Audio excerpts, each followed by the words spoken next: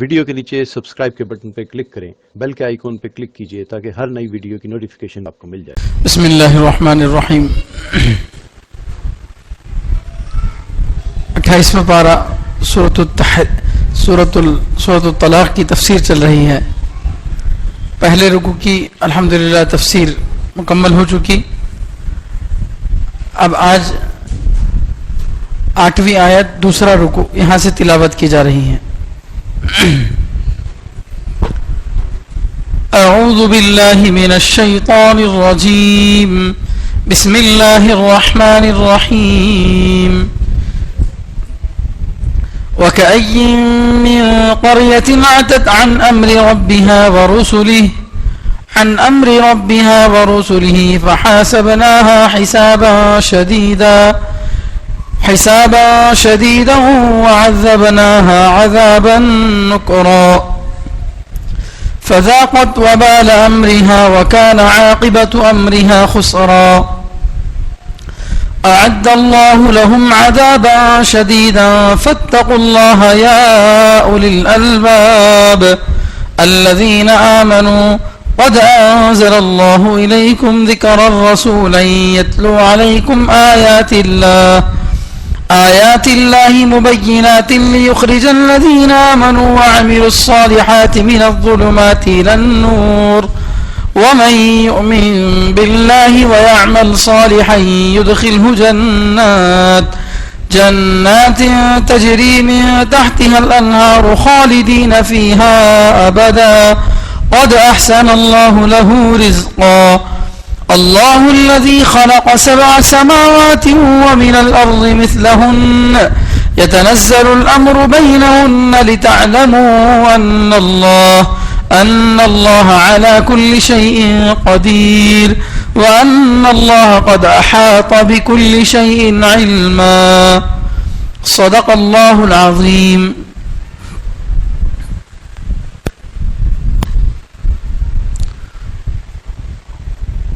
سورۃ الطلاق تقریباً گزشتہ 5 جمعوں سے چل رہا ہے۔ انشاءاللہ آج یہ سورہ مکمل ہو جائے گا۔ پچھلے رکوع میں طلاق سے متعلق، دودھ پلانے کے مسائل سے متعلق، اسی طرح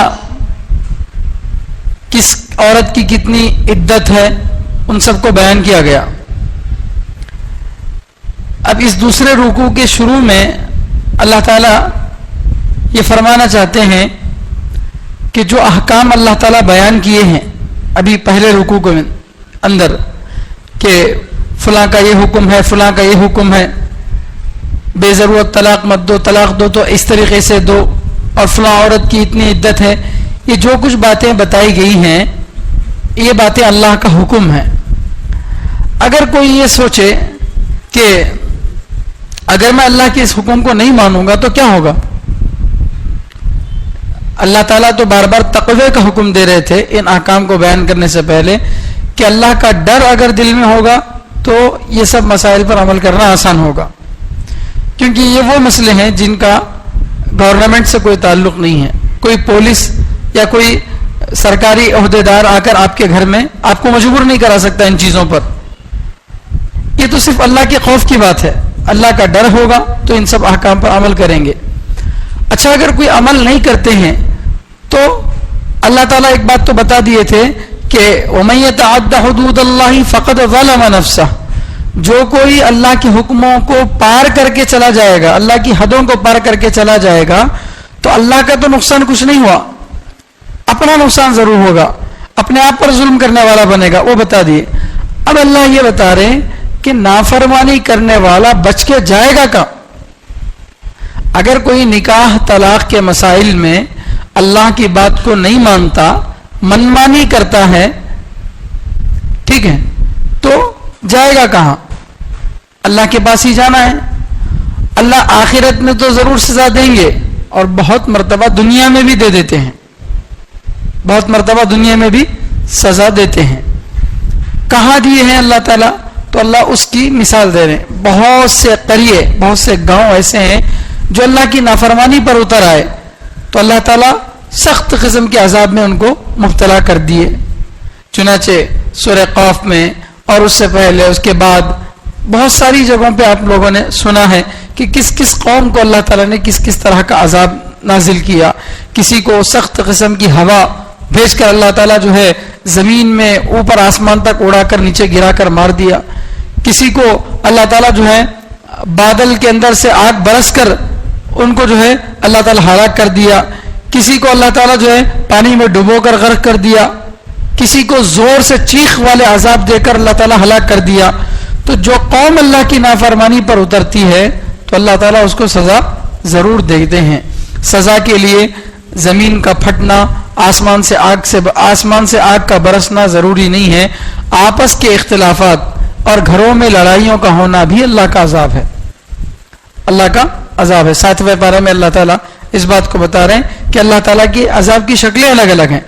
تو بہرحال اللہ فرماتے ہیں وَكَأَيٍّ مِّن قَرْيَةٍ، کتنی ہی بستیاں، کتنے ہی گاؤں ایسے ہیں عَتَتْ عَنْ أَمْرِ رَبِّهَا وَرُسُلِهِ، جو اپنے رب کے حکم سے سرکشی کی، یعنی نافرمانی کی اپنے رب کے حکم کی، اور اسی طرح اللہ کے رسولوں کی حکم کی کیا کی؟ نافرمانی کی. تو بدلہ کیا ملا ان کو؟ فَحَاسَبْنَاهَا حِسَابًا شَدِيدًا، تو ہم نے ان کو ان کا سخت حساب کیا. وَعَذَّبْنَاهَا عَذَابًا نُكْرًا، اور ہم نے ان کو سخت قسم کا عذاب جو ہے دیا. فَذَاقَتْ وَبَالَ أَمْرِهَا، چنانچہ ان بستیوں نے اپنے معاملے کا وبال چکا. وَكَانَ عَاقِبَةُ أَمْرِهَا خُسْرًا، اور ان کا آخر انجام نقصان تھا، خسارہ تھا. یہاں اللہ تعالیٰ جو ہے یہ بتا رہے ہیں کہ جو بستیاں اللہ کے حکم سے نکل گئیں، نافرمانی کی یا رسولوں کی نافرمانی کی، کیونکہ رسول کی نافرمانی کس کی نافرمانی ہے؟ اللہ کی نافرمانی ہے. من یطع الرسول فقد اطاع اللہ، جو رسول کی بات مانتا ہے تو گویا کس کی بات مانتا ہے؟ اللہ کی بات مانتا ہے، کیونکہ رسول اللہ صلی اللہ علیہ وسلم اپنے طریقے سے کوئی بات بھولنے والے نہیں ہیں. یہی حال دیگر نبیوں کا بھی تھا. تو اللہ کی نہ مانے یا رسولوں کی نہ مانے، تو ان دونوں کے بارے میں اللہ تعالیٰ فرماتے ہیں فَحَاسَبْنَاهَا حِسَابًا شَدِيدًا، ہم نے ان کا سخت حساب لیا. سخت حساب لینے کا مطلب کیا؟ حساب کتاب تو آخرت میں تو ہوتا سو، ابھی کہیں کو بول رہے ہیں اللہ تعالیٰ ان جو بستیاں نافرمانی کر لیے تو کیا اللہ ان کا حساب کر دیا؟ حالانکہ بدلے کا دن، حساب کتاب کا دن تو کون سا دن ہے؟ آخرت کا دن ہے، آنے والا ہے، وہ ابھی آیا نہیں. تو اللہ فرماتے ہیں ہم نے ان کا جو ہے حساب کر دیا. تو اس کا مطلب کیا ہے؟ تو اس کا جواب یہ ہے کہ جو کام آئندہ ہونا یقینی رہتا، جس کام کا آئندہ ہونا یقینی رہتا، اس کو گویا ہو گیا بولتے. اس کو کیا بولتے ہیں؟ ہو گیا بولتے ہیں. مثال کے طور پر آپ آفس کو جا رہے ہیں، گھر میں بیوی ناشتہ بنا رہی، امی ناشتہ بنا رہے ہیں، 5 منٹ ہے خالی، نکلنا ہے جلدی میں. کیا امی ناشتہ بن گیا؟ کیا ہو گیا بولتے ہیں. تو ہو گیا تو دیے گئے کو نہیں، ہو گیا بولے تو کیا کرنا؟ دے دینا.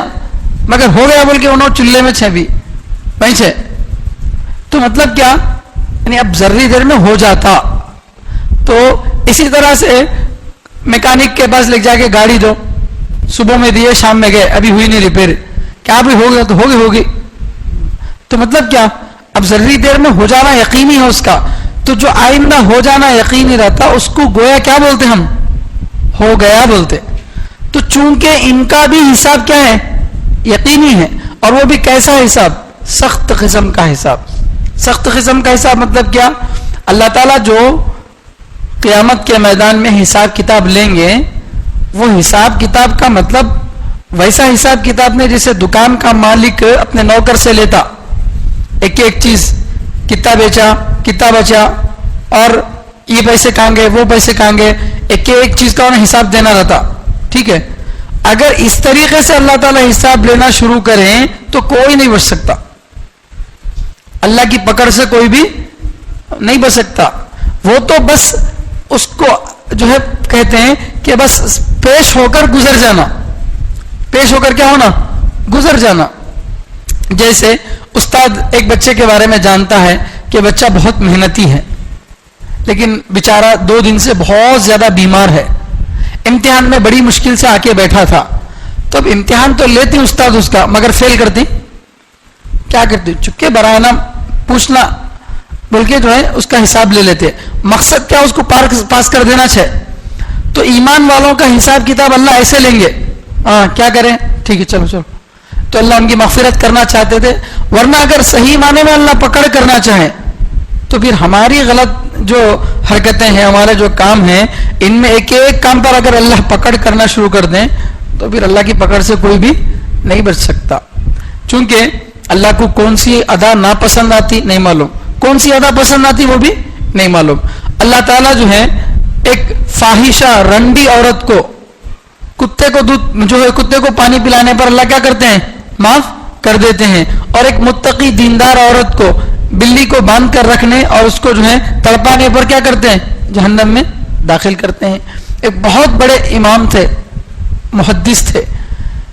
جب ان کا انتقال ہوا تو کسی نے خواب میں دیکھا اور کہا کہ حضرت آپ کے ساتھ اللہ تعالیٰ کا معاملہ کیسا رہا؟ تو انہوں نے کہا کہ اللہ تعالیٰ نے میری مغفرت کر دی. تو انہوں بولے دیکھنے والے خواب, آپ تو بہت بڑے محدث تھے, حدیثاں بیان کرتے تھے, بہت بڑے عالم تھے. تو انہوں بولے نہیں, میری مغفرت اللہ تعالیٰ اس وجہ سے نہیں کرا. پھر کس وجہ سے کرا؟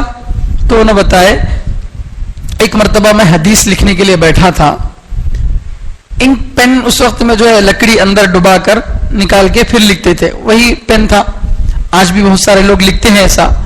تو ایک مرتبہ ایسا ہوا کہ انک جو ہے ڈبا کر نکال رہے تھے کہ اچانک پین پر آ کر جو ہے مکھی بیٹھ گئی, اس جگہ جہاں پر انک ہے وہاں بیٹھی اور بیٹھ کر انک چوسنے لگی. شاید اس کو پیاس لگی ہوگی, کچھ نہیں ملا تو پینے کے لیے آ گئی.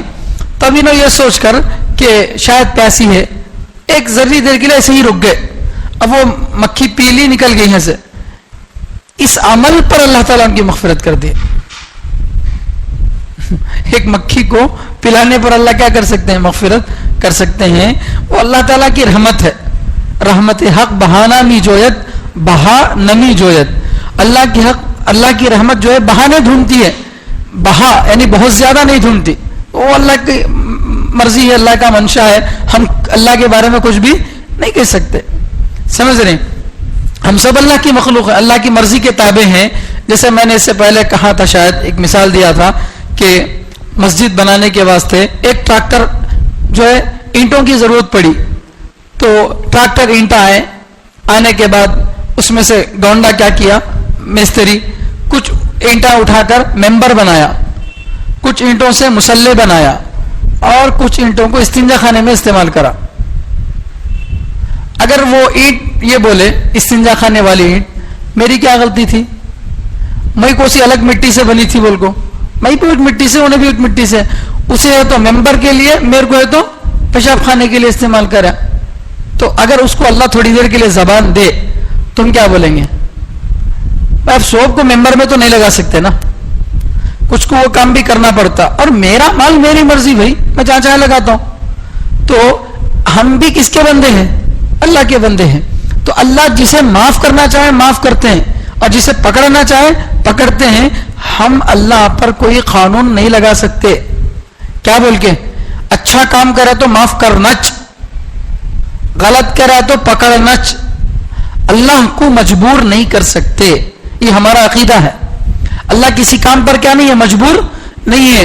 اللہ چاہے تو گنہگار کو معاف کر سکتے ہیں, اللہ چاہے تو اچھے کام کرنے والوں کو کسی عمل پکڑنا چاہے تو پکڑ بھی سکتے ہیں. ہاں, اللہ کی رحمت سے یہی امید ہے کہ اللہ گنہگاروں کو جو ہے نیک کام کرنے والوں کو معاف کریں گے, ان کو جو ہے جنت دیں گے.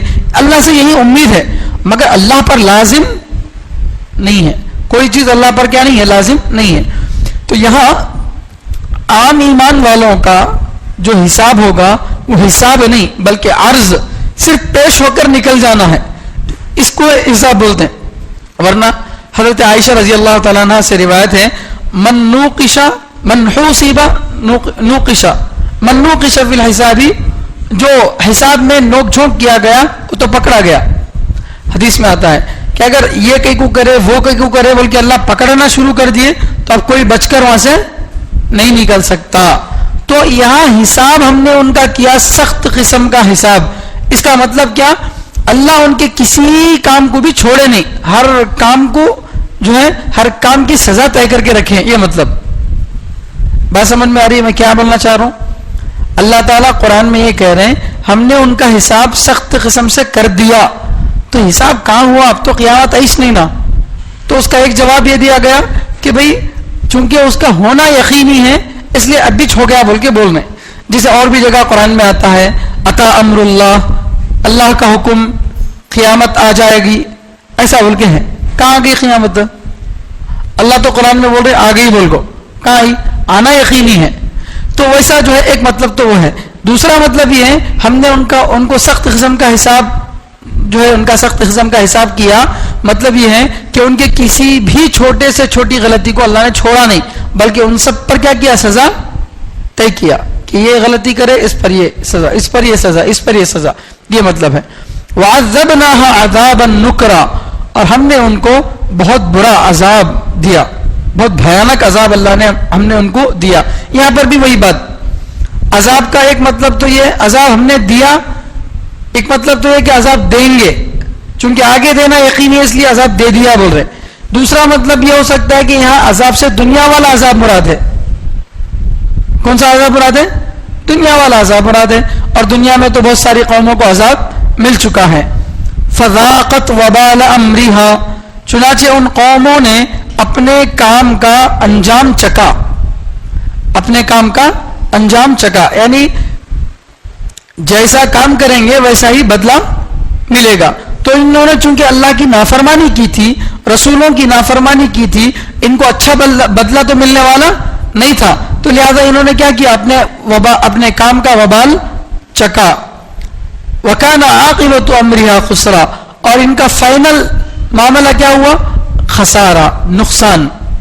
دنیا میں وقتی طور پر نافرمانی کرنے والا خوشی میں رہتا ہے. وقتی طور پر نافرمانی کرنے والا, زکوٰۃ دینا فرض ہے نہیں دے رہا تو اللہ تعالیٰ فٹ سے مال ختم کر کے اس کو غریب نہیں بناتا. حج کرنا فرض ہے نہیں جا رہا لاکھوں روپے رکھ لے کے بھی, اللہ زبردستی ہوا کو بول کے وہاں نہیں پھینکتا. تو وقتی طور پر تو اللہ تعالیٰ کیا کرتے ہیں؟ ڈھیل دیتے ہیں. لیکن جب اللہ پکڑیں گے تو انجام کیا ہوگا؟ فائنل ان کے بارے میں کیا فیصلہ ہوگا؟ تو اللہ فرما رہے ان کا انجام کیا ہوگا؟ خسرن, خسارہ, نقصان ان کا انجام ہوگا. یہ تو دنیا کا عذاب تھا. اعد اللہ لہم عذابا شدیدا, اللہ تعالیٰ نے ان کے لیے سخت عذاب تیار کر رکھا ہے. اللہ تعالیٰ نے ان کے لیے سخت عذاب تیار کر رکھا ہے. تو اللہ فرماتے ہیں جب ان لوگوں کے لیے ایسا اللہ نے عذاب تیار کیا ہے تو فاتقوا اللہ یا اولی الالباب, اے عقل مندوں, اے عقل والوں, اللہ سے ڈرو. اے عقل مندوں, عقل والوں, کس سے ڈرو؟ اللہ سے ڈرو. تو پچھلی بات کا اس کا کنیکشن کیا ہے؟ عقل مند کے لیے اشارہ کافی ہے. کلاس میں 10 بچے ہیں تو استاد کو ہر بچے کو مارنے کی ضرورت نہیں پڑتی, ہر بچے کو ڈانٹنے کی ضرورت نہیں پڑتی. 2 جنے ہوم ورک نہیں لکھ کے لائے, 2 جنے آدھا لکھ کے لائے, ٹھیک ہے, تو استاد کیا کرتا؟ 4 کو مارا تو باقی 6 سدھر جاتے. کئی کو ہمارے کو بھی پڑھتا بول کے انہوں وقت پر اپنا پورا کام کر کے لاتے. کئی کو بولتے ہیں عقل مند ہے, عقل مند نصیحت حاصل کرتا, دوسروں کی غلطی کو, دوسرے جو غلطی کرے اس سے سبق سیکھتا. نصیحت کا مطلب یہ ہے, سمجھ رہے ہیں؟ تو اللہ فرماتے ہیں جب ان قوموں نے نافرمانی کی اللہ اور اس کے رسولوں کی تو بدلے میں کیا کامیابی ملی ان کو؟ انجام کیا ہوا ان کا؟ نقصان ہی ہوا نا. جب ان کا انجام نقصان ہی ہوا تو کیا کوئی عقل مند آدمی یہ کام کرنا چاہے گا؟ نافرمانی کا کام کرنا چاہے گا؟ نہیں چاہے گا. تو اس لیے اللہ اب نصیحت یہ کر رہے ہیں فاتقوا اللہ, اللہ سے ڈرو. کس کو بول رہے ہیں اللہ تعالیٰ؟ یا اولی الالباب, اے عقل مندوں. مطلب یہ ہوا کہ جس کو صحیح معنی میں عقل ہوگی وہی اللہ کا تقوی اختیار کرے گا. اللہ سے ڈرنے کا مطلب کیا ہے؟ جن کاموں کو کرنے کے لیے کہا گیا وہ کام کرنا, جن سے منع کیا گیا ان سے رکنا, کرنے کے کام کرنا, نہیں کرنے کے کام نہیں کرنا. ان 2 چیزوں کا نام کیا ہے؟ تقوی. تو اب ان کو سزا دی ہے تو اللہ تعالیٰ فرماتے ہیں کہ بھئی نماز پڑھو, وہ تو انہوں نہیں پڑھے تھے, تمہیں پڑھو. ٹھیک ہے, کرنے کا کام کرو. ان کو شراب تک کو پیو بولے تو انہوں پیے, تو تمہیں کیا کرو, مت پیو. یہی مطلب ہو تقوی کا. تو جو کام انہوں نے نہیں کیے وہ کام تم کر لو, جو کام انہوں نے کیے اس کام کو تم مت کرو. تو فاتقوا اللہ یا اولی الالباب, اے عقل مندو اللہ سے ڈرو. الذین آمنوا, عقل مندوں سے کون مراد ہے؟ وہ لوگ جو یقین رکھتے ہیں, اللہ پر ایمان لاتے ہیں. تو معلوم یہ ہوا کہ عقل مند وہ نہیں جو بہت زیادہ پیسہ جمع کر لے, عقل مند وہ نہیں جو بہت زیادہ طاقتور بن جائے, عقل مند وہ نہیں جو بہت بڑی حکومت حاصل کر لے.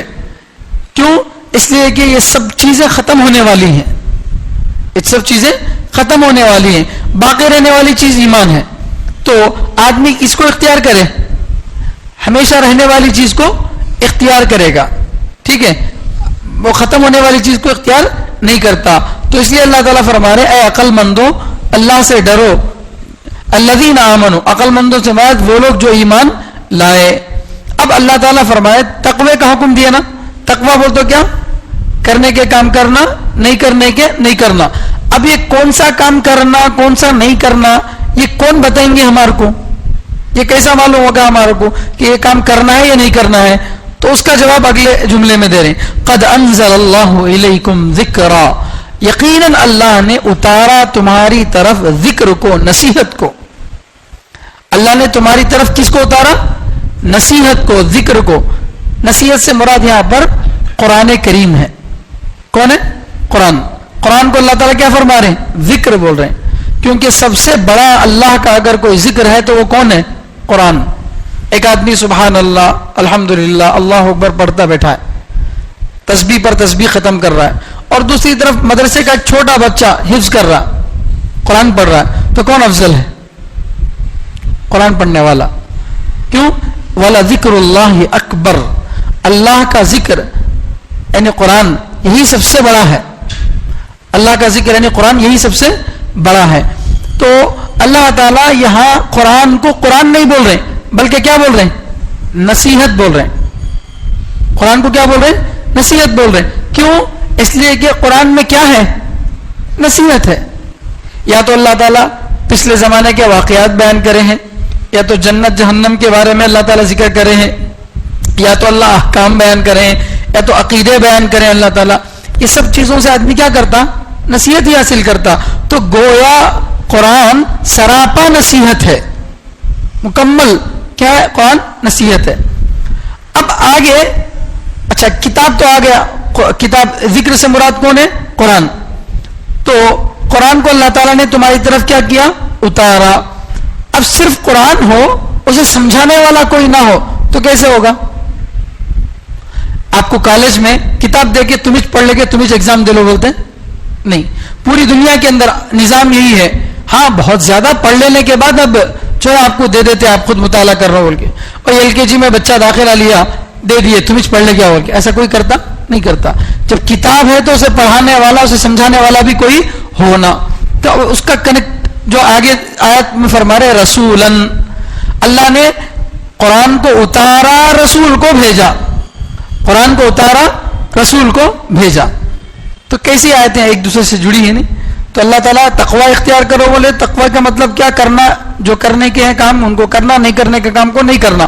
تو یہ کیسے معلوم ہوگا ہم کو یہ کرنا ہے یا نہیں کرنا ہے؟ تو اس کے لیے اللہ تعالیٰ اگلی آیت بولے قد انزل اللہ الیکم ذکرا, کہ یہ سب باتیں کہاں معلوم ہوگی تم کو؟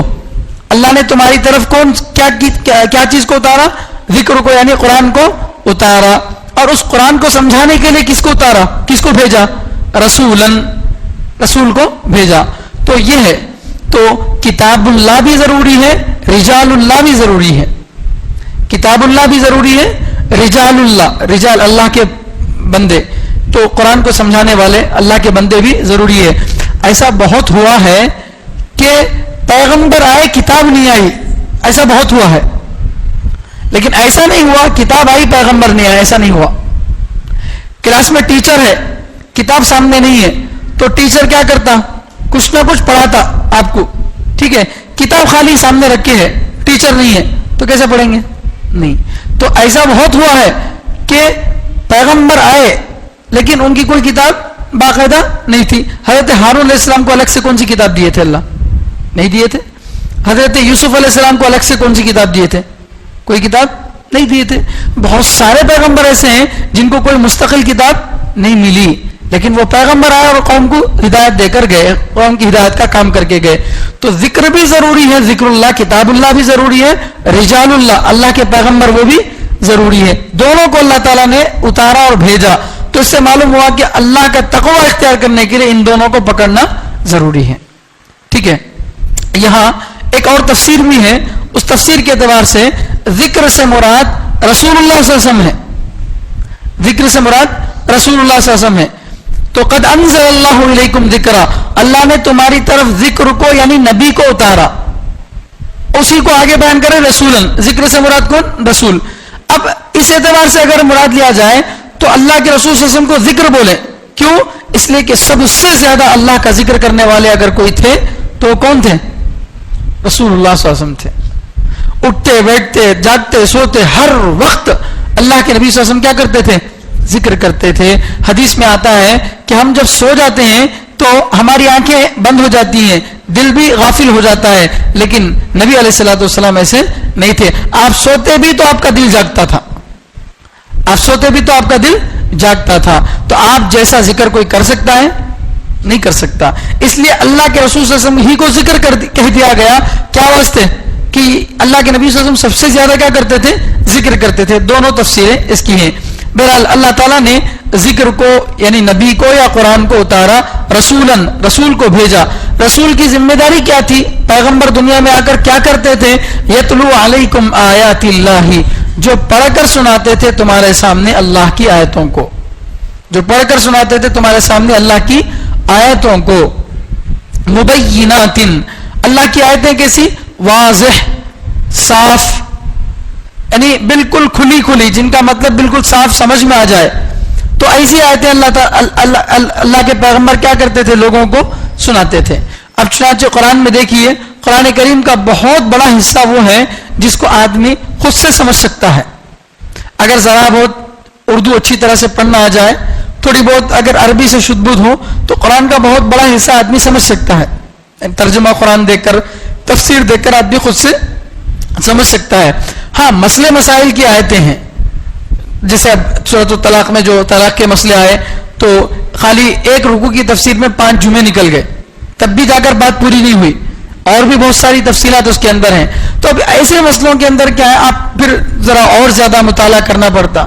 تو اس لیے اللہ تعالیٰ جو ہے فرماتے ہیں کہ قرآن کریم کا حصہ کیسا ہے، قرآن کریم کی آیتیں کیسی ہیں؟ مبینات، صاف صاف، دو ٹوک بات ہے اس کے اندر، مغلق پیچیدہ باتیں نہیں ہیں. اچھا، اللہ تعالیٰ نے جو ہے اپنی آیتوں کو کئی کو اتارا، کیوں پڑھ کر سناتے تھے پیغمبر؟ لیخرج الذین آمنوا وعملوا الصالحات من الظلمات الی النور، تاکہ نکالے ان لوگوں کو جو ایمان لانے والے ہیں اور ان لوگوں کو جو نیک کام کرنے والے ہیں. کس سے نکالے؟ من الظلمات، اندھیروں سے، الی النور، روشنی کی طرف، تاکہ ان کو نکالے اندھیروں سے روشنی کی طرف. تو اس آیت کا جو ترجمہ میں ذرا ترجمہ ہٹ کر کرا. آمنو بولتا ہوں، یہ پاسٹ کا صیغہ ہے، یعنی جو ایمان لائے. وعملوا الصالحات، اور جو نیک کام کیے. لیکن میں ترجمہ ایسا نہیں کیا جو ایمان لائیں گے اور جو نیک کام کریں گے، ایسا ترجمہ کرا. کیوں؟ اس لیے کہ یہاں آمنو وعملوا الصالحات سے وہ لوگ مراد ہیں جو ایمان تو نہیں لائے لیکن ایمان لانے کی ان کے اندر کیپیسٹی آ گئی، صلاحیت آ گئی، ایمان لانے والے ہیں. کیونکہ ایسے ہی لوگوں کو تاریکیوں سے نکال کر کس کی طرف لا سکتے ہیں؟ نور کی طرف، روشنی کی طرف لاتے ہیں. جو پہلے سے ایمان میں داخل ہے اس کے بارے میں بول سکتے ہیں کیا بات؟ جو ایمان لا لیے، پہلے سے ایمان والے ہیں، تو ان کو گمراہی سے نکال کر روشنی کی طرف لائے بولنے کی بات صحیح ہوتی نہیں، کیونکہ پہلے سے بھی کیا تھے؟ وہ ایمان والے ہی تھے. اب ان کو دوبارہ نور کی طرف کیسے لیں گے؟ تو لہذا اس آیت کا مطلب یہ ہے کہ وہ لوگ جو ایمان لانے والے ہیں ان کو کیا کریں گے نبی؟ قرآن کی آیتیں پڑھ کر سنا کر گمراہیوں سے نکال کر نور کی طرف لے کر آئیں گے، روشنی کی طرف لے کر آئیں گے. دیکھیے یا ذرا غور کیجئے، گمراہیاں، اندھیرے، اس کے لیے اللہ تعالیٰ جو ہے جمع کا لفظ استعمال کیے، نور کے لیے واحد کا لفظ استعمال کریں. تو گمراہیاں بہت زیادہ ہوتی ہیں لیکن نور ایک ہی ہوتا ہے. نور ایک ہی ہوتا ہے. صحیح راستے بہت زیادہ نہیں ہوتے, اس کے طریقے الگ الگ ہو سکتے ہیں لیکن راستہ تو ایک ہی ہے. لیکن گمراہیاں بہت شکل کا بدل کر آتی. عیسائیت کے راستے سے بھی آ سکتی, کفر کے راستے سے بھی آ سکتی, یہودیت کے راستے سے بھی آ سکتی, نفاق اعتقادی کے راستے سے بھی آ سکتی, جو ہے بت پرستی کے راستے سے, آتش پرستی کے راستے سے, کسی بھی راستے سے گمراہی آ سکتی. تو گمراہیاں بہت زیادہ ہیں لیکن نور ایک ہی ہے. جیسا کہ اللہ کے نبی صلی اللہ علیہ وسلم فرماتے ہیں کہ بنی اسرائیل میں 72 فرقے تھے, میری امت میں کتنے فرقہ ہوں گے؟ 73 فرقہ. ستفترق امتی علی 73 ملتن, میری امت 73 فرقوں میں 70 پر 3 فرقوں میں میری امت تقسیم ہوگی. سب فرقے پورے کے پورے فرقے جہنم میں جائیں گے, صرف ایک فرقہ جنت میں جائے گا. کون؟ جو میرے اور میرے صحابہ کے طریقے پر ہو, جو میرے اور میرے صحابہ کے طریقے پر ہو. تو معلوم یہ ہوا کہ گمراہیاں 72 ہیں لیکن نور ایک ہی ہے. اس لیے اللہ تعالیٰ لیخرج الذین آمنوا وعملوا الصالحات من الظلمات الی الانوار نہیں بولے, جو ہے گمراہیوں سے روشنیوں کی طرف نکالے نہیں بولے, گمراہیوں سے اندھیروں سے روشنی کی طرف نکالے. جب روشنی آتی ہے تو اپنے آپ گمراہی کیا ہو جاتی ہے؟ ختم ہو جاتی ہے. وَمَن يُؤْمِن بِاللَّهِ وَيَعْمَلْ صَالِحًا, اور جو کوئی ایمان لائے اللہ پر اور نیک کام کرے. یہاں مراد جو ایمان لا چکے ہیں وہ لوگ مراد ہیں اس آیت میں. جو کوئی ایمان لائے اللہ پر اور نیک کام کرے, یدخلہ جنات, تو اللہ تعالیٰ اس کو ایسے باغات میں داخل کریں گے, تجری من تحتها الانہار, جن کے نیچے نہریں بہتی ہیں. اللہ تعالیٰ ان کو ایسے باغات میں داخل کریں گے جن کے نیچے نہریں بہتی ہیں, خالدین فیہا ابدا, اس میں وہ ہمیشہ ہمیش رہنے والے ہیں. دیکھیے اس آیت میں جو اوپر والا حصہ پڑھا گیا, اس میں بھی اور اس میں بھی ایمان کے ساتھ اللہ عمل کو ضروری بتا رہے ہیں. یعنی ایمان بھی لانا, نیک عمل بھی کرنا, تبھی ان کو گمراہیوں سے نکال کر روشنی کی طرف لاتے ہیں. اور ایمان بھی لانا, عمل بھی کرنا, نیک کام, تبھی جا کر اللہ تعالیٰ ان کو کیا کریں گے؟ جنت میں باغات میں داخل کریں گے. سمجھ رہے ہیں؟ تو اس سے معلوم ہوا کہ آج کل بہت سارے لوگ جو ہے کیا کر لیے, کلمہ پڑھ لیا, خاندانی مسلمان ہیں, نہ نماز نہ روزہ, کوئی عمل نہیں کرتے. تو ایسے لوگوں کے لیے اس آیت میں نصیحت ہے کہ صرف ایمان لا لینا, کلمہ پڑھ لینا کافی نہیں ہے, بلکہ اپنی پوری زندگی کو اسی کے مطابق گزارنا ہے. منمانی زندگی چھوڑ کر رحمانی زندگی پر آنا ہے, یہ اصل منشا ہے.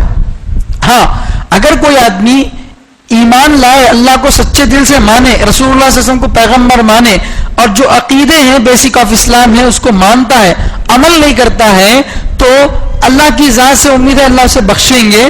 ہاں جنت میں شروعات میں داخلہ ہوتا نہیں ہوتا وہ نہیں بول سکتے. جنت میں ابتدائی داخلے کے لیے عمل ضروری ہے. جتنا زیادہ عمل ہوگا اتنا زیادہ اللہ تعالیٰ جنت کا داخلہ آسان کریں گے. تو اس لیے ایمان کے ساتھ ساتھ کس کی بھی قید لگائی گئی؟ عمل صالح, یعنی نیک عمل کی بھی قید لگائی گئی. جو کوئی ایمان لائے اللہ پر, وَيَعْمَلْ صَالِحًا, اور نیک کام کرے, يُدْخِلْهُ جَنَّاتٍ, تو اللہ اس کو ایسے باغات میں داخل کریں گے, تجری من تحتها الانہار, جن کے نیچے نہریں بہتی ہیں, جن کے نیچے نہریں بہتی ہیں. تو یہ سمجھانے کے لیے اللہ تعالیٰ بتا رہے ہیں کہ ایک آدمی کو پینے کے واسطے پانی, کتنے پانی کی ضرورت پڑتی ہے؟ ایک آدمی کو ایک گھڑے کی, ایک بوتل کی, ایک ٹینک کی ضرورت پڑتی ہے.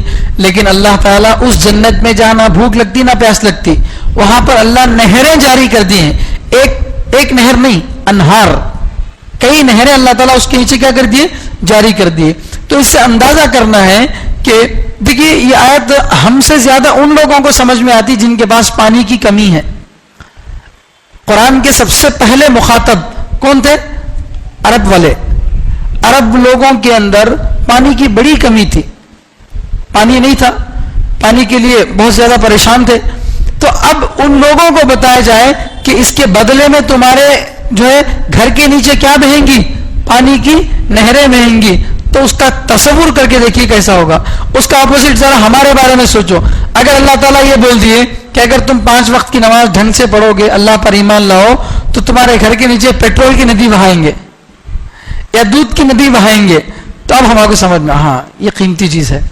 بار بار پیٹرول خریدنے دلانے کا مسئلہ ختم, ضرورت پڑی نیچے سے اٹھانا دلانا چل جانا. تو یہ جیسے ہم کو پیٹرول کی قیمت کا احساس ہے, ویسے ہی ان کو کس کا احساس ہے؟ پانی کا احساس ہے. تو اللہ فرماتے ہیں کہ اس کے نیچے نہریں بہتی ہوں گی. اور میں نے اس سے پہلے بار بار جہاں بھی جنت کی نعمتیں آئی ہیں وہاں پر بتایا ہے کہ یہ وہ نعمتیں ہیں جو انسان سمجھ سکتا ہے. ایک موٹے دماغ والا, قریے میں رہنے والا آدمی بھی جو بات سمجھ سکتا, اس کو اللہ تعالیٰ نعمت کے طور پر بتا رہے ہیں. اب اللہ تعالیٰ ایسی ٹیکنالوجی کو بیان کرتے جو امریکہ کے سائنسدان سمجھ سکتے اور ہم کوئی سمجھ نہیں سکتے, تو اب آدمی قرآن سے فائدہ اٹھاتا نہیں اٹھاتا. اگر مثال کے طور پر اللہ تعالیٰ قرآن میں اس زمانے میں بولتے کہ پلین, راکٹ, موبائل فون, اس وقت اگر اس کا ذکر کرتے تو کوئی سمجھ سکتا تھا؟ یہ کیا تو بھی ہوئی, یہ کیسا؟ کیونکہ دیکھا نہیں نا, جب دیکھا نہیں تو سمجھ میں بھی نہیں آتا. تو اس لیے اللہ تعالیٰ مثال ایسی دیتے ہیں, بات ایسی بیان کرتے ہیں جو ہر کسی کو, ہر علاقے میں رہنے والے کو سمجھ میں آ سکے. ورنہ جنت کی نعمتیں تو ایسی ہیں کہ نہ ان کو کوئی آنکھ دیکھی ہوگی, نہ کسی کان نے سنا ہوگا, نہ کسی کے وہم گمان میں بھی وہ نعمت آئی ہوگی. سوچ بھی نہیں سکتا آدمی, آدمی کے تصور سے بھی باہر. تو اس کا مطلب یہ ہے کہ جتنی بھی ہم چیزیں دیکھ رہے ہیں تو یہ سب چیزیں نہیں ہوں گی جنت میں, اس سے بیسٹ ہوں گی. میں جب پہلی مرتبہ جدہ ایئرپورٹ گیا تو پہلی مرتبہ عمرے پہ جا رہے تھے تو حیدرآباد کا ایئرپورٹ دیکھے, ہمیشہ باہر سے رخصت کر کے آتے تھے آدمی کو. اب ایک مرتبہ اندر جانے کا موقع ملا, اندر جا کے دیکھے تو ٹوائلٹ اتنے صاف ہے, اتنی بہترین خوشبو وہاں سے آ رہی ہے. یہاں گندی بدبو آتی, وہاں خوشبو آ رہی, ہر جگہ جو ہے بہترین صفائی ہے. تو دیکھ کے بڑا دل خوش ہوا, ہمارا حیدرآباد کا ایئرپورٹ کتنا بہترین ہے بول کے. اب جب جدہ میں ہوتے تو ہمارا انڈیا کا ایئرپورٹ کچرا دکھ رہا. اس کی جو صفائی ہے, وہاں جو ڈیکوریشن کیا گیا, اللہ اکبر, وہ 2 آنکھیں کافی نہیں ہوتی اسے دیکھنے کے لیے. تو اب ہو سکتا اس سے بڑا کوئی بہترین ایئرپورٹ ہو. تو مطلب یہ کہ جو چیز دیکھ لیے, جس کے بارے میں سن لیے, وہ ویسا نہیں ہوگا.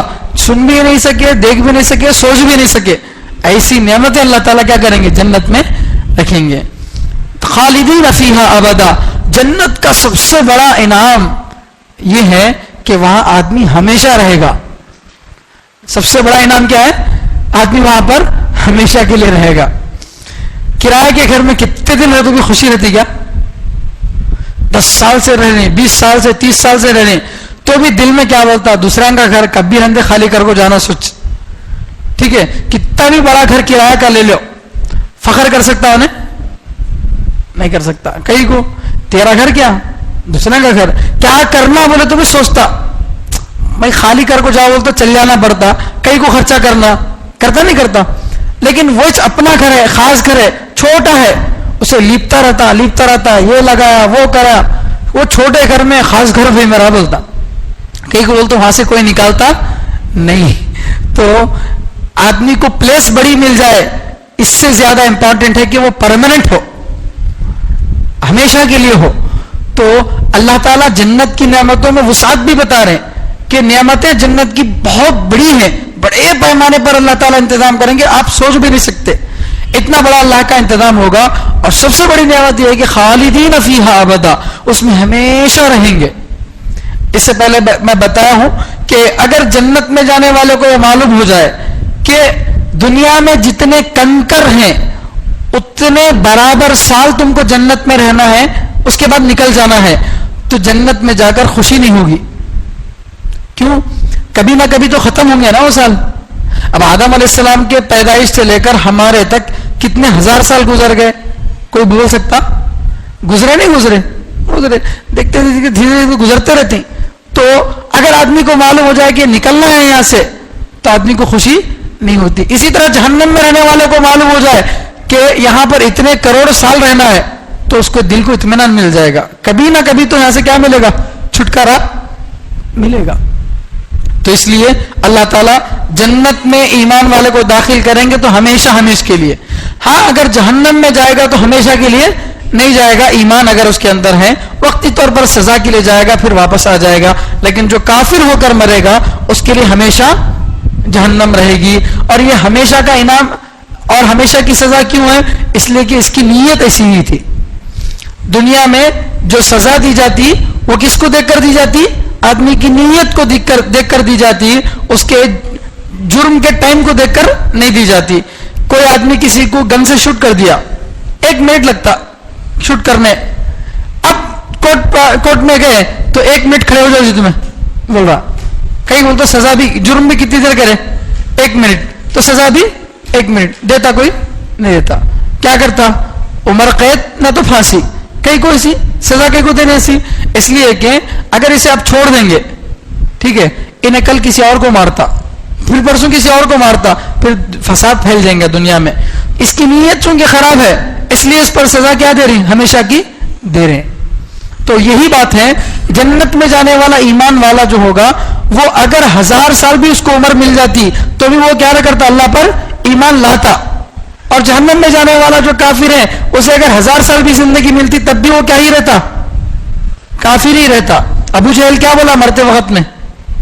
ابو جہل کو جب جنگ بدر میں مار دیا گیا, بالکل آخری جان نکلنے والی تھی, تو حضرت عبداللہ ابن مسعود رضی اللہ تعالیٰ عنہ کے پاس گئے تو کیا بولا؟ پہلے سے زیادہ اسلام کی دشمنی اب میرے اندر ہے بول کے.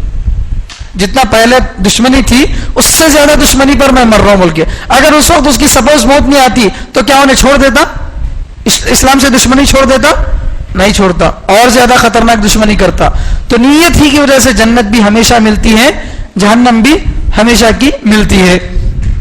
قد احسن اللہ له رزقا, یقینا اللہ نے اس کے لیے اچھا بنایا روزی کو. یعنی جنت میں جو ایمان والا جائے گا نیک کام کر کے, اللہ تعالیٰ اس کے لیے روزی کو کیا کرے ہیں؟ اچھا بنائے ہیں. جس کو اللہ اچھا بولے وہ کیسا ہوگا؟ جس چیز کو اللہ اچھا بول رہے ہیں تو وہ چیز کیسی ہوگی؟ ہم دنیا میں کیا کرتے ہیں, ایک معمولی انسان کسی کو اچھا بولتا ہے تو وہ بہت یہ رہتی چیز. تو اللہ تعالیٰ جس چیز کو اچھا بول رہے ہیں تو اس کے بارے میں سوچ کر دیکھیے. ایک آدمی جو ہے اپنے دوست کو, غریب دوست کو بلایا کرتے اپنے گھر کو, ہمارے غریب خانے کو تشریف لاؤ بول کے. غریب دوست کو بلایا, مالدار, کیا بول کے بلایا؟ ہمارے غریب خانے کو تشریف لاؤ بول کے. یعنی غریب خانہ بول تو غریب کا گھر, غریب کے گھر کو تشریف لاؤ بول کے بلایا. وہاں جا کے دیکھے تو بڑا محل ہے, اسے انہوں نے کیا بول کو بلایا؟ غریب خانہ بول کو. اب بہرحال نے گیا, کھانا پینا سب ہو گیا. واپس آنے کے بعد انہیں ذرے دن کے بعد اسے دعوت دیا. دعوت دے کو بولا ہمارے پاخانے کو تشریف لاؤ لگا تھے, ہمارے پاخانے کو تشریف لاؤ.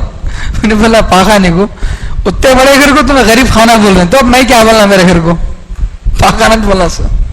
تو آدمی معمول سے تعریف کرتا نہیں, انہیں تعریف کر رہا بول تو واقعی چیز بڑی رہتی ہے. جب انسان کی تعریف کی یہ بات ہے تو یہ تعریف کس اللہ تعالیٰ اس کی کون کر رہا ہے؟ اللہ تعالیٰ, اللہ تعریف کرے. قد احسن اللہ له رزقا, اللہ نے اس کے لیے روزی کو اچھا بنایا. تو کیسی روزی ہوگی؟ اللہ الذی خلق 7 سماوات ومن الارض مثلهن يتنزل الامر بينهن لتعلموا ان الله على كل شيء قدير وان الله قد احاط بكل شيء علما. یہ آخری آیت ہے اس سورے کی. اس آخری آیت میں اللہ تعالیٰ یہ سمجھانا چاہتے ہیں کہ اللہ واجب الاطاعت ہے, اللہ کی بات ماننا ضروری ہے. اللہ ہی ایسی ذات ہے جس کی بات مانی جا سکتی ہے, اللہ ہی وہ ذات ہے جس کی بات مانی جا سکتی ہے. یہ بات اللہ تعالیٰ بتا رہے ہیں. وہ کیسے انداز میں بتا رہے ہیں؟ اپنی قدرت کو ظاہر کر رہے ہیں, اپنا پاور اللہ تعالیٰ کیا کر رہے ہیں؟ ظاہر کر رہے ہیں. میں عام مثال سمجھاتا ہوں. 2024 ہے, الیکشن قریب ہے, ٹھیک ہے. الیکشن میں ایک اچھا آدمی جس کو محلے میں لوگ مانتے ہیں, جس سے ڈرتے ہیں, انہیں ٹھہرا تو ہر کوئی بولتا اچھا کرے بھائی ماشاءاللہ آدمی پاورفل آدمی نے ٹھہرا, جیتنے کے چانسز ہے بول کے. ایک جنا جسے کوئی جانتا تک نہیں, اس کی بیوی بھی سوٹ ڈالتی نہیں آگو, وہ حل ہے اس کا. انہیں اگر الیکشن میں ٹھہرا تو کیا بولتے لوگ؟ تیرے پاس کیا ہے بول کے تو ٹھہرا سو, تیرے پاس روب ہے نہیں, پیسہ ہے, کیا ہے تیرے پاس؟ کیا بھی نہیں ہے. پھر کئی کو تیرے کو ووٹ ڈالنا، تیری بات کئی کو ماننا. ہمیں کسی کو ووٹ ڈالنے کا مطلب تیرے کو اپنا ذمہ دار بنا رہی، تو کیسا بولا ویسا چلتی بول کے، اس تو مطلب ہے. تو ہمارا بڑا بنتا تو اسمبلی میں جاتا، اسٹیٹ میں، سینٹرل میں جاتا، وہاں جو بھی قانون ہمارے لیے بنا کر لاتا ہمیں اس پر کیا کرتے ہیں؟ عمل کرتی. یہ تو مطلب ہے. تو ہم کسی کو بھی ووٹ ڈالتے ہیں تو کس بنیاد پر ڈالتے ہیں؟ انہیں جیتتا نہیں جیتتا، اس کے پاس پاور ہے یا نہیں ہے. تو پاور سے ہی آدمی کا دماغ کنٹرول ہوتا کہ اس کے پاس پاور ہے، اس کے سامنے جھک جانا. جو فقیر سے کون تو بھی ڈرتا، فقیر کو نہیں دینے والا بھی باتیں کرتا، جاؤ جی بولتا، حالانکہ دیا کیا بھی نہیں، پھر بھی جھنکاتا. وہ جھنکانا کسی مالدار کو جھنکا سکتا؟ کھینچ کو رپٹا پڑتا ہے. تو اس کے پاس بیچارے کے پاور نہیں ہے تو اس لیے اس کے سامنے جھکتا نہیں. اس کے پاس پاور ہے اس لیے اس کے سامنے کیا ہوتا؟ جھکتا. تو انسان کو اطاعت پر مجبور کرنے والی چیز کیا ہے؟ پاور. جس کے پاس جتنا بڑا پاور ہوگا وہی واجب الاطاعت ہوگا، اسی کی بات مانی جائے گی. تو اب آخری آیت میں اللہ تعالیٰ اپنا پاور ظاہر کر رہے ہیں، اللہ کی قدرت ظاہر کر رہے ہیں. اللہ کیسے ہیں؟ جنہوں نے یہ سب احکام دیے، ایسا کرو ایسا کرو، یہ سب باتیں بتائے. اللہ کی بات کیوں ماننا بھائی؟ اس لیے کہ اللہ الذی خلق سبع سماوات، اللہ ہی ہے جس نے 7 آسمانوں کو پیدا کیا. ومن الارض مثلہن، اور زمین سے اسی جیسا پیدا کیا. یعنی 7 آسمان اور 7 زمین کو اللہ نے پیدا کیا. اس لیے اللہ کی بات ماننا ضروری ہے. سمجھ رہے ہیں بات؟ تو جو اللہ آسمان کو بغیر ستون کے کھڑا کیا ہے، جو آسمان کروڑوں سال سے، لاکھوں سال سے موجود ہے، اب کبھی بھی اس کے اندر کوئی پھٹن، کوئی شکن نہیں، اس کا کوئی رنگ بدلتا نہیں، اس کے اندر کوئی گدلا پن نہیں، کچھ بھی نہیں، وہ ویسے ہی کھڑا ہے. اس کے برخلاف ہمارے چھت کتنی بھی بہتر سے بہترین عمارت ہو، آج کل کی عمارتوں تو ایسے ہی اللہ بنا کو 10 سال 5 سال بھی ہونے کی درار آ جاتی، ایسی عمارتیں ہیں. چار مینار دیکھ لو، تاج محل دیکھو، پرانے زمانے کے لوگ تو 400 500 سال 1000 سال رہے تک تو بناتے تھے، لیکن اس کے بعد بھی بہرحال وہ گر جاتی. تو انسان کی بنائی ہوئی چیز ایسی ہے، وہ اللہ کی بنائی ہوئی چیز ہے جس کو اللہ تعالیٰ بغیر ستون کے کھڑا کیا، اور وہ بھی ایک آسمان نہیں بلکہ 7 آسمانوں کا اللہ تعالیٰ نظام بنایا. وَمِنَ الْأَرْضِ مِثْلَهُنْ، اور زمین میں سے اسی جیسا اللہ تعالیٰ نے بنایا، یعنی 7 زمینوں کو اللہ تعالیٰ بنایا. تو جو اللہ اتنا بڑا کارنامہ کرنے والا ہے تو وہ اللہ قدرت والا ہے، اور جس کے پاس قدرت ہے اسی کی بات ماننا ہے. تو لہٰذا اب میں جو احکام دے رہا ہوں، جو باتیں بتا رہا ہوں، اس پر کیا کرو؟ عمل کرو. یہ اللہ تعالیٰ بتا رہے. اب یہاں ایک سوال یہ ہوتا ہے کہ بھئی 7 آسمانوں کے بارے میں تو قرآن میں بہت ساری جگہوں پہ ہے، 7 زمینوں کے بارے میں اللہ یہاں بتا دیے. تو 7 آسمان جیسے ہیں، ایک کے اوپر ایک، جیسے پیاز کا چھلکا ہوتا ہے، ایک کے اوپر ایک، ایک کے اوپر ایک. کیا 7 آسمان جیسے ہیں اور ہر آسمان سے دوسرے آسمان کے بیچ میں بہت بڑا گیپ ہے؟ اسی طریقے سے کیا ایک زمین کے نیچے ایک زمین اور ایک زمین کے نیچے ایک زمین ایسا ہے، یا زمین آپس میں لگ لگ کے ہیں جیسے آندھرا تلنگانہ لگ کے ہیں؟ تو 7 زمین سے مراد کیا؟ 7 زمینہ کیسے ہی؟ اس کو نہ قرآن میں بیان کیا گیا نہ حدیث میں بیان کیا گیا. اس بات کو نہ قرآن میں بیان کیا گیا نہ حدیث میں بیان کیا گیا. کیوں؟ اس لیے کہ اگر یہ چیز اتنی ضروری ہوتی تو اللہ اس کو بیان کرتے. اتنی چیز ضروری ہوتی تو اللہ اس کو کیا کرتے؟ بیان کرتے. اب ہیمو ما ابہمہ اللہ، جس چیز کو اللہ وضاحت سے نہیں بیان کرتے اس کو ہم بھی کیا کرنا ہے؟ چھوڑ دینا ہے. تو بہرحال اللہ نے جیسا بھی بنایا، چاہے ایک کے اوپر ایک بنایا ہو یا بازو بازو بنایا ہو، ہر ایک کا لوکیشن کیا ہو معلوم ہے ہو یا نہ ہو. اور جس طرح ہماری زمین میں مخلوق آباد ہے، کیا اسی طرح دوسری زمینوں میں بھی مخلوق آباد ہے؟ کیا وہاں پر بھی اللہ کے پیغمبر وغیرہ آتے ہیں؟ یہ سب چیزوں کی تفصیل حدیثوں میں نہیں ہے. بعض حدیثوں میں آتا کہ عباس رضی اللہ تعالیٰ عنہ سے روایت آتی ہے کہ جس طرح یہ زمین ہے اسی طرح 7 زمینیں ہیں، ہر زمین میں ایک اور ایک جو الگ الگ نبیاں آتے ہیں وہاں پر یہ کرتے ہیں. لیکن ایسی روایتیں موضوع من گھڑت ہیں، صحیح روایتیں نہیں ہیں. تو لہٰذا ان میں ہم اتنا ماننا ہے کہ 7 آسمان ہیں اور 7 زمین ہے. اب ان کی کیفیت کیا ہے وہ ہم کو اللہ تعالیٰ نے نہیں بتایا، اس کے اندر ڈیٹیل میں جانے کی ضرورت نہیں ہے. مقصد یہاں پر صرف کیا ہے؟ قدرت کا مظاہرہ کرنا. اللہ تعالیٰ اپنی قدرت کو بیان کرنا چاہ رہے ہیں کہ اللہ نے اسی طرح سے 7 زمینوں کو پیدا کیا. یتنزل الامر بینہن، ان کے درمیان اللہ کا حکم اترتا ہے. ان 7 آسمان اور زمین کے درمیان اللہ کا حکم اترتا ہے. اللہ کا حکم ہماری زمین پر اترتا ہے، سمجھ میں آتی بات. آسمانوں پر اترتا ہے. اب جو بھی اللہ تعالیٰ جو ہے حکم دیں گے، عرش سے سدرۃ المنتہا پر آتا. سدرۃ المنتہا کا مطلب ہی کیا؟ وہ بیری کا درخت جو انسانوں کے لیے یا فرشتوں کے لیے دی اینڈ ہے، اس کے آگے کوئی نہیں جا سکتا. وہاں سے آگے صرف اللہ کے نبی صلی اللہ علیہ وسلم کو جانے کی اجازت ملی تھی، وہ مقام کسی اور کو حاصل نہیں ہوا. تو اللہ کے عرش سے جو احکام ہوں گے وہ کہاں آئیں گے؟ سدرۃ المنتہا. پھر سدرۃ المنتہا سے وہاں سے فرشتے کیا کریں گے؟ 7 آسمانوں میں اعلان کریں گے کہ جو ہے مثال کے طور پر اللہ نے حکم دیا فلاں کی روح قبض کرنا ہے، یا جو بھی حکم ہے. تو 7 زمینوں میں پھیلتے پھیلتے حکم کہاں تک پھیلتا؟ نیچے تک پھیلتا. حدیث میں آتا ہے کہ اگر اللہ تعالیٰ کسی نیک بندے کے بارے میں اس کو پسند کرتے ہیں تو اللہ تعالیٰ جو ہے حکم دیتے ہیں کہ میں اس بندے سے محبت کرتا ہوں، تم بھی محبت کرو. چنانچہ وہ حکم جب پہلے آسمان پہ آتا ہے تو وہ وہاں سب فرشتے اس سے محبت کرنے لگتے ہیں. اسی طریقے سے آسمانوں سے حکم آتے آتے زمین پر آتا ہے. زمین پر آ کر وہ حکم پھیلتا ہے یہاں تک کہ سمندر کی مچھلیاں تک بھی اس کے لیے کیا کرتے ہیں؟ اس سے محبت کرنے لگتے ہیں. تو یہ اللہ کا حکم اس طریقے سے آیا، یہ سمجھ میں آتا ہے. لیکن جو زمینیں ایسی ہیں جن کا لوکیشن ہم کو نہیں معلوم، جہاں پر انسان ہے یا نہیں ہے، آبادی ہے یا نہیں ہے معلوم، وہاں اللہ کا حکم اترتے کا مطلب کیا؟ وہاں پر بھی کیا تو بھی باقاعدہ نبی یا پیغمبر وغیرہ جاتے ہیں کیا، جس کو اللہ فرماتے ہیں کہ میرا حکم وہاں اترتا ہے بول کے فرما رہے؟ تو اس کا جواب یہ ہے اللہ کا حکم 2 طریقے کا ہے، ایک تشریعی ایک تکوینی. تشریعی کا مطلب وہ کام جو مکلف انسانوں کو نبیوں کے ذریعے سے اللہ تعالیٰ بتاتا ہے. ہم سب کیا ہے؟ مکلف. مکلف کا مطلب یہ کام کرنا ہے اور یہ کام نہیں کرنا ہے. ذمہ داری ہمارے اوپر دے دی گئی کہ یہ کرے تو ثواب، یہ کرے تو عذاب. اس کو کیا بولتے ہیں؟ مکلف. ٹھیک ہے. جانور مکلف نہیں ہے کہ اس لیے ان کے لیے کوئی نماز روزہ اخلاق وغیرہ ان سب کے لیے نہیں ہے. تو مکلف کون ہے؟ انسان ہے، جنات ہے. تو مکلف مخلوقات کی طرف اللہ تعالیٰ کیا کرتے ہیں؟ نبیوں کو بھیج کر جو حکم دیتے ہیں اس حکم کو کیا بولتے ہیں؟ تشریعی، شریعت بنانے والا حکم.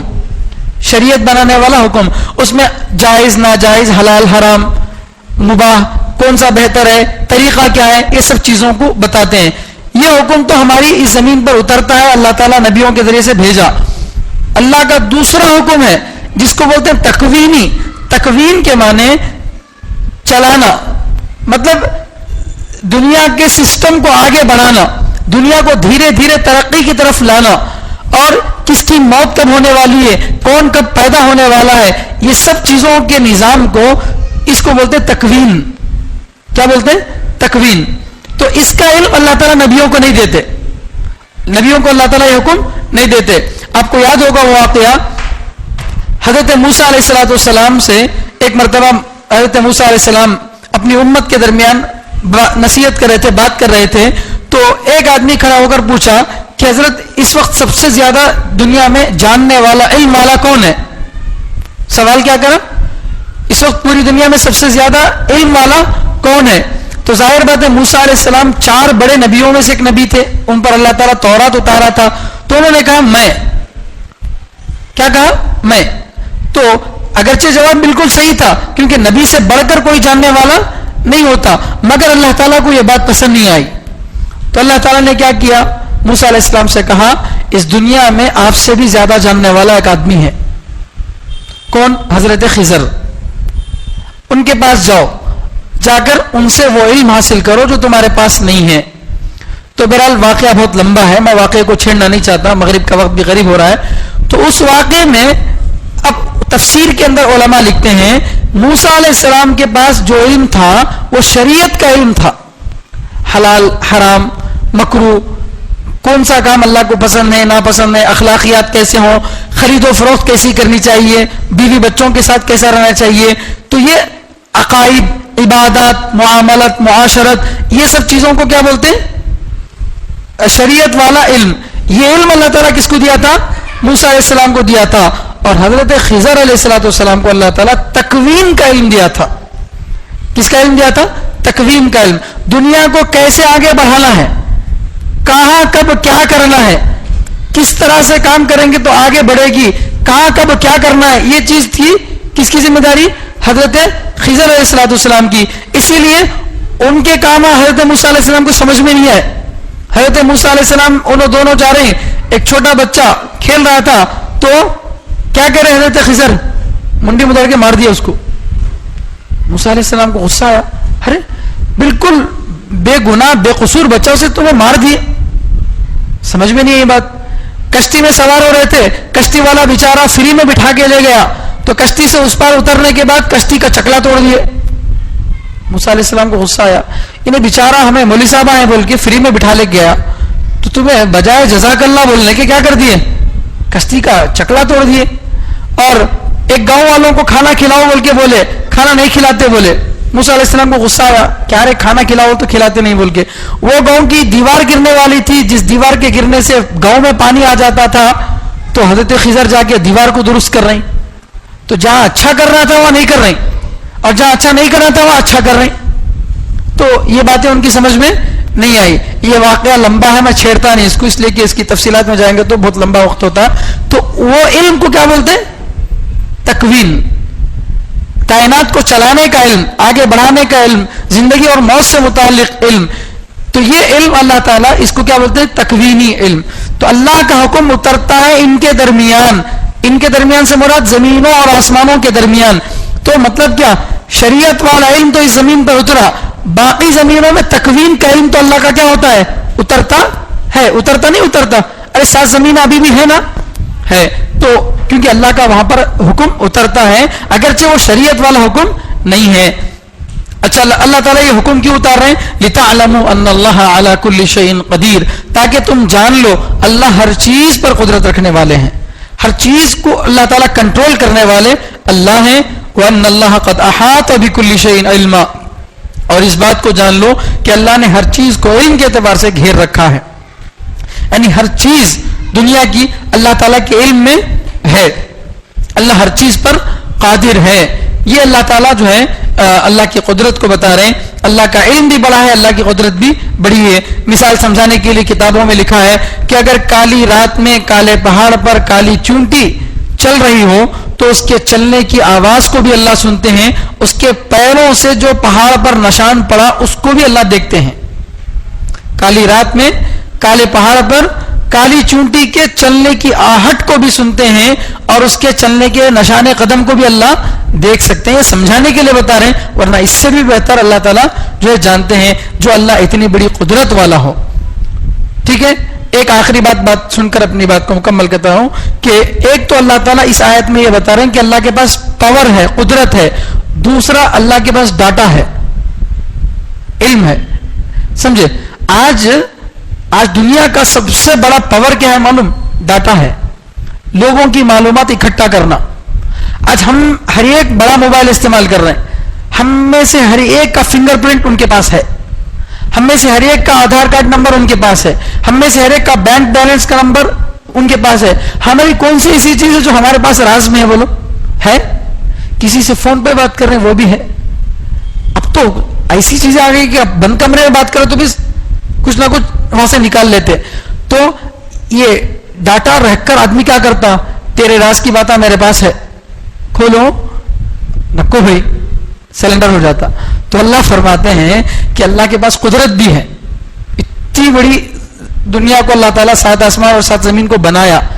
دوسرا پاور, اللہ کے پاس علم بھی ہے, اللہ ہر چیز کو جانتے ہیں, تمہارے ظاہر کو بھی باطن کو بھی چھپے کھلے کو سب کو جانتے ہیں. جس کے پاس ایسا نالج ہو, ایسی طاقت ہو, وہی اللہ کیا ہے؟ اطاعت کے قابل ہے. تو لہٰذا اللہ کی اطاعت کرنی چاہیے. کیسا بہترین فنش اللہ تعالیٰ سورہ کو کر رہے ہیں. سمجھ میں آ رہی بات؟ آیتوں کا جو آپس میں ایک جملے کا دوسرے جملے سے, ایک آیت کا دوسری آیت سے جو ربط ہے, بڑا ہی عجیب اللہ کی شان ہے. وہ ہم بنانا چاہیں تو ایسا نہیں بنا سکتے. ہم اگر اس طرح کے کوئی ٹاپک لکھنا چاہیں ہم نہیں لکھ سکتے, یہ صرف اللہ کی ذات ایسا کر سکتی ہے. اللہ سے دعا کہ اللہ تعالیٰ ہم سب کو کہنے سننے سے زیادہ عمل کرنے کی توفیق عطا فرمائے.